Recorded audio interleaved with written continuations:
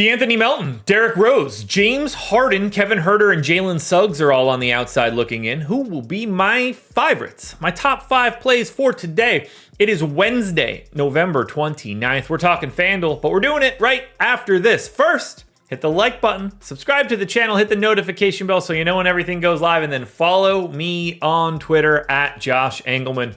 Let's get into it. I can't hold it back any longer. Top 5 plays incoming.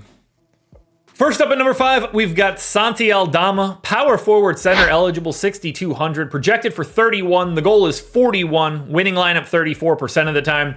As long as he's starting and playing 30 to 32 minutes, he's just in a really nice spot and great flexibility, although small forward, power forward would help a little bit more.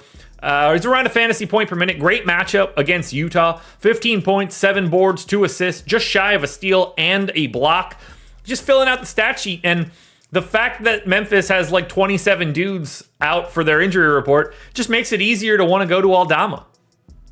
Cole Anthony in at number 4, point guard, shooting guard, eligible 6,400, projected 30, goal 42, winning lineup 34% of the time. Minutes are creeping up a little bit. I got him in for 27. It's like a 1.1 fantasy point per minute guy when you get to face the Wizards. Atrocious defense, giant pace up spot, 16 points, 5.5 boards, 4 assists, and a stock for Anthony. You get good flexibility. It's not the best price in the world. Like, I think he's basically appropriately priced, but it's not taking into account you get to face the Wizards.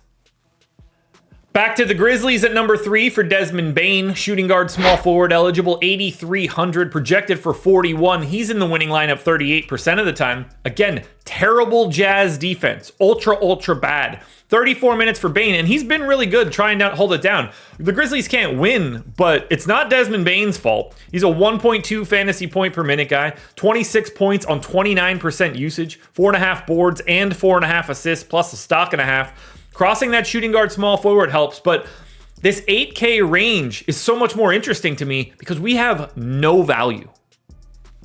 Jiren Jackson Jr. in at number 2, power forward center, eligible 7,800.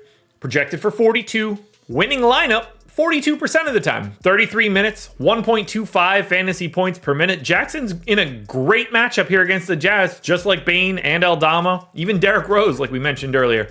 22 points on 25% usage, 7 boards, 2 assists, 3+ stocks. Stocks are big on FanDuel. Jiren Jackson can fill up the stat sheet a lot differently on FanDuel than he could on DraftKings. We see him in at number 2. He is number 1 on DraftKings. Spoiler alert, by the way. Don't tell anybody. But he comes in at number 2 because we have one better option here. And that is small forward, power forward eligible Paolo Banchero, who's just 7,700. Projected for 40. The goal is 48. He's in the winning lineup 47% of the time. I went 34 minutes. He's a 1.15 fantasy point per minute guy in a great matchup against this crappy Washington Wizards team. 22 points on 26% usage, 8 boards, 4 assists, a stock and a half.